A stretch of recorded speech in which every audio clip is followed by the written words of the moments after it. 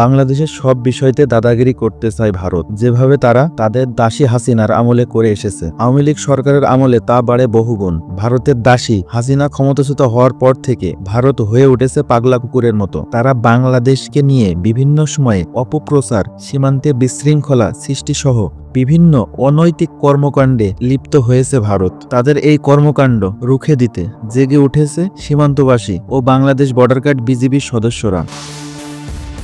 পরিবর্তিত পরিস্থিতিতে এখন আর কোনো বিষয়ে ছাড় দিচ্ছে না বাংলাদেশ বর্ডার গার্ড বিজিবি। প্রতিরোধে জেগে উঠেছে সীমান্তবাসীও।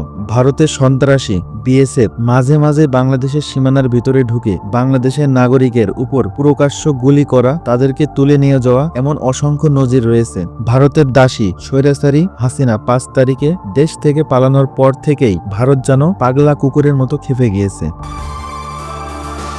তারা বিভিন্ন সময়ে অযৌক্তিক বিষয় নিয়ে বাংলাদেশের সঙ্গে দাঙ্গা লাগানোর চেষ্টা করছে। সেক্ষেত্রে সীমান্তবাসী ও বাংলাদেশের বিজিবি তাদের মোকাবেলা করার জন্য সর্বদা প্রস্তুত রয়েছে। বিজিবি প্রধান, বাংলাদেশ বর্ডার গার্ড বিজিবি মহাপরিচালক মেজর জেনারেল মোহাম্মদ আশরাফুল জামান সিদ্দিকী বলেন, ভারতের সঙ্গে সকল প্রকার চুক্তি বা সীমান্তে কোনো বিষয়ে ছাড় দেওয়া হবে না বলে মন্তব্য করেন তিনি। সচিবালয়ে স্বরাষ্ট্র মন্ত্রণালয়ের সভাকক্ষে বিজিপি বিএসএফ মহাপরিচালক পর্যায়ে সীমান্ত সম্মেলন সংক্রান্ত এই সংবাদ সম্মেলনে একথা বলেন তিনি।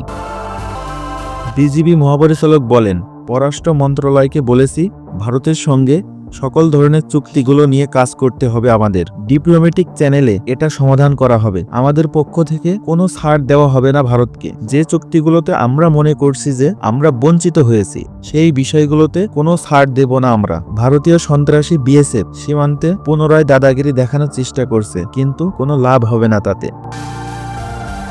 এ সকল দাদাগিরি দেখিয়ে আর কোনো লাভ হবে না। ভারতের সকল প্রকার দাদাগিরি রুখে দিতে সীমান্ত এলাকার জনগণ ও বিজিবি সর্বদা প্রস্তুত রয়েছে। ভারত যদি ভেবে থাকে বাংলাদেশ একটা ছোট দেশ, তাই আমরা যা বলবো তারা তা করতে বাধ্য থাকবে, তাহলে বলবো আপনারা ভুল ভাবছেন বাংলাদেশকে নিয়ে। আপনাদের দাসী স্বৈরাচারী শেখ হাসিনাকে বাংলাদেশের মানুষ যেভাবে ক্ষমতাচ্যুত করেছে, ঠিক একইভাবে ভারতের সব উগ্রবাদ রুখে দিতে প্রস্তুত রয়েছে বাংলাদেশের জনগণ, সীমান্তবাসী ও বাংলাদেশের সামরিক বাহিনী। সন্ত্রাসী বিএসএফ যদি আর একটিও সীমান্তে অপ্রীতিকর ঘটনা ঘটায়, তাহলে তৎক্ষণিক আমাদের বিজিবিও প্রস্তুত রয়েছে তাদের মোকাবেলা করার জন্য। আর কোনো বিষয়ে ছাড় দেওয়া হবে না ভারতকে। ইনশাআল্লাহ। ইনকিলাব জিন্দাবাদ।